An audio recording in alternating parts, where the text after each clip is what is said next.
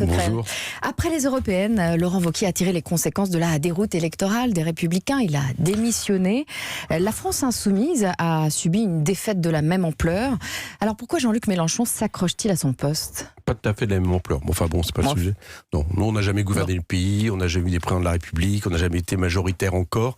Donc historiquement, c'est pas la même ampleur. Moi, je pense que ça peut être juste une chute de tension. Voilà. Si on ne prend pas garde à faire tout exploser et à partir dans des affrontements internes qui n'ont pas lieu d'être. On a des affrontements internes qui n'ont pas lieu d'être. Oui, ce que je veux dire par là, c'est que aujourd'hui, de quoi rêve Emmanuel Macron? Il rêve d'un schéma politique, d'un paysage politique qui se résume entre lui et le Front National, enfin le Rassemblement National. C'est-à-dire, en gros, il veut incarner le eux et nous, vous savez, c'est-à-dire eux, l'extrême droite, rebaptisé populiste, nous, le camp des raisonnables, des démocrates, qui n'ont rien de raisonnable, ni vraiment démocrates, mais qu'importe, des libéraux, on va dire. Bon, c'est peut-être pas la peine de leur faciliter le travail. C'est-à-dire que ceux qui sont critiques aujourd'hui au sein de votre mouvement facilitent le travail d'Emmanuel Macron. Non, je dis que ils n'ont pas le droit d'émettre des critiques. Non, si, bien sûr. Moi, j'appelle à la raison. Je commence à sentir monter, j'allais dire, des tensions, des mots, des anathèmes. Moi, je crois que c'est pas comme ça qu'on règle dans un même camp les questions politiques. Alors, on a l'impression de l'extérieur que Jean-Luc Mélenchon s'accroche à son poste. Ah non, oui, d'accord.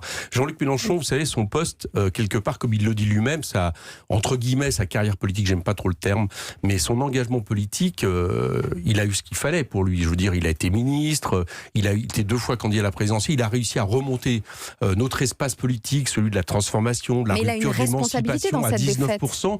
Donc je veux dire que c'est un poste qui est surtout sous Emmanuel Macron, qui vit ses opposants politiques de manière forte, c'est un poste qui n'est pas évident.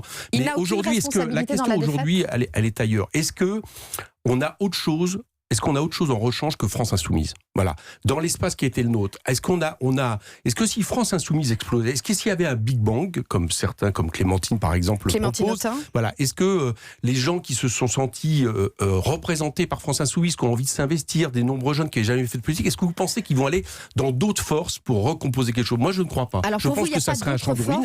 Et pour vous, Éric Coquerel, il n'y a pas d'alternative à Jean-Luc Mélenchon à la tête de votre mouvement? C'est pas un problème d'alternative, c'est que, vous savez, on est dans la 5e République. À un moment donné, on a besoin d'une figure tribunicienne qui arrive à représenter ce que nous sommes.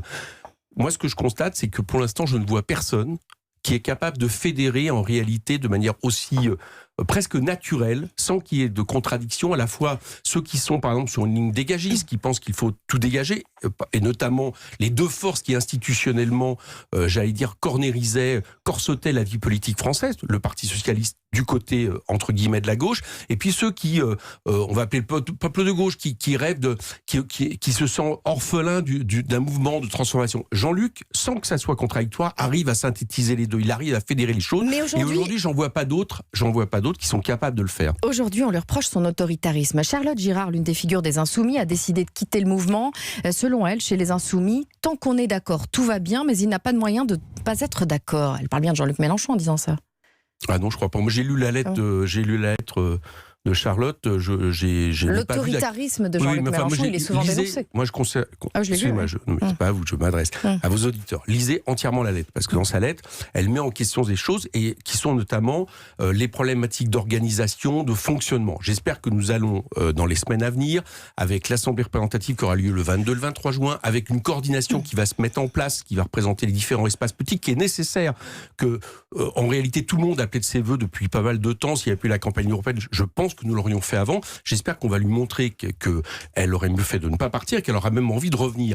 Mais je n'ai pas vu dans sa lettre quelque chose qui met en question Jean-Luc Mélenchon. Alors, Éric Coquerel, Clémentine Autain, députée de la France Insoumise, reproche à Jean-Luc Mélenchon d'être dans la logique du clash pour provoquer le bruit et la fureur. Est-ce que c'est une stratégie politique ou une faille de sa personnalité? Excusez-moi, je comprends que vous personnalisiez les choses, mais là encore, moi, Clémentine était il n'y a pas longtemps en face de moi, dans une réunion de groupe. Elle a dit clairement que c'est pas à Jean-Luc Mélenchon qu'elle reprochait ça, elle reprochait ça à notre mouvement dans son ensemble. Bon, moi je crois que le clash qui est recherché, c'est celui que le système nous impose, celui de la confrontation violente, celui par exemple d'avoir envoyé à un moment donné 100 policiers perquisitionnés pour des faits qui sont mineurs et qui ne sont même pas avérés, comme si on était des terroristes. Donc alors justement, arrêtons-nous il y a un instant là-dessus. En octobre dernier, effectivement, on se souvient tous de Jean-Luc Mélenchon, des perquisitions à son domicile et au siège de la France Insoumise. Ça a beaucoup marqué les esprits. Est-ce que vous ne croyez pas que l'attitude de Jean-Luc Mélenchon ce jour-là a nui à son image et nuit encore à son image et à la vôtre donc? Ah mais ça, très franchement, c'était un piège. Voilà, qui nous a été tendu. Je pense que on a par exemple laissé monter une caméra comme celle du quotidien qui nous a jamais été véritablement très favorable. Qui est critique à l'égard de tous les partis politiques. Il y a eu des erreurs. Tout ça a été synthétisé. Une scène d'1 heure a été synthétisée en 1 minute, exacerbant, j'allais dire, la colère de Jean-Luc Mélenchon a choqué. Mais le vrai problème, la vraie question, au-delà de telle ou telle réaction qu'on peut regretter, parce que la preuve, c'est qu'on a été manipulé, ça a été utilisé, etc. Donc ça n'a pas été positif à la fin. Mais le vrai problème, c'est qu'il n'y a aucune force démocratique, association de défense des droits de l'homme, médias ne se sont insurgés sur le fait que nous ayons été perquisitionnés comme des terroristes.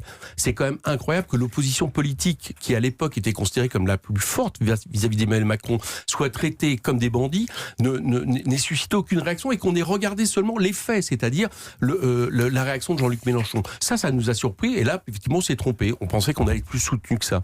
Éric Coquerel, vous comptiez sur les européennes pour affaiblir Emmanuel Macron. Quand on voit dans le JDD que 72 élus locaux viennent lui apporter leur soutien pour les municipales, est-ce qu'au contraire, il n'en sort pas renforcé de ce scrutin? En tout cas, il continue la recomposition de son camp et des libéraux. Ça, c'est incontestable.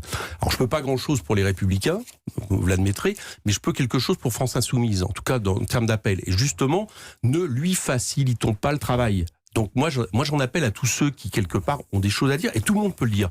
Moi-même je m'exprimerai dans les semaines à venir sur ce que peut-être qu'il conviendrait d'améliorer, de modifier, etc. Mais ça ne vaut pas ni exclusion ni scission, voilà, ni anathème, ni j'allais dire d'exacerber les différences, alors qu'au fond tout le monde est pour un mouvement citoyen qui permette à la fois de fédérer le peuple et qui permette aussi à tous ceux qui veulent soutenir ce mouvement d'en être. Donc, et ça, j'ai pas vu de différence là-dessus, que ça soit entre Clémentine et d'autres. On se souvient qu'en août dernier, Jean-Luc Mélenchon parlait de mettre une raclée démocratique à Emmanuel Macron lors des européennes. Finalement, est-ce que ce n'est pas lui qui a pris une raclée démocratique face au président? Non, n'exagérons pas. D'abord, je vous fais remarquer qu'Emmanuel Macron n'était pas le premier. Là, il est en train de nous maquiller quand même quelque chose qu'il s'était fixé comme objectif, être devant le Rassemblement national. Il n'est pas parvenu.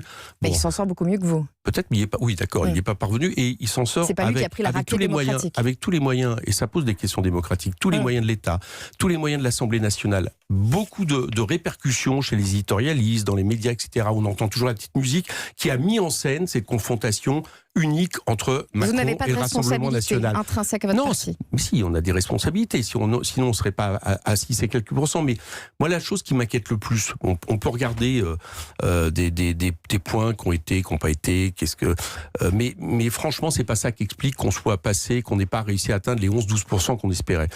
On vit une période de régression, de recul au niveau européen. Je parle de notre famille politique, quelle que soit par ailleurs la tactique, la stratégie utilisée dans tel et tel pays, et notamment parce que, j'allais dire, dans l'espérance dégagée, dans la voie dégagiste qui court en Europe, les gens pour l'instant se tournent plus vers l'extrême droite, à tort. Parce qu'en réalité, ils défendent le même système finalement que les libéraux. Mais c'est un fait. Donc il faut en tenir compte et savoir comment, à partir de là, on rebâtit sur nos forces. Et moi, je pense que pour France Insoumise et les municipales, la première force, ça va être capable de se tourner vers ces classes populaires qui ont fait au départ le socle du résultat de Jean-Luc Mélenchon en 2017. Merci Éric Coquerel.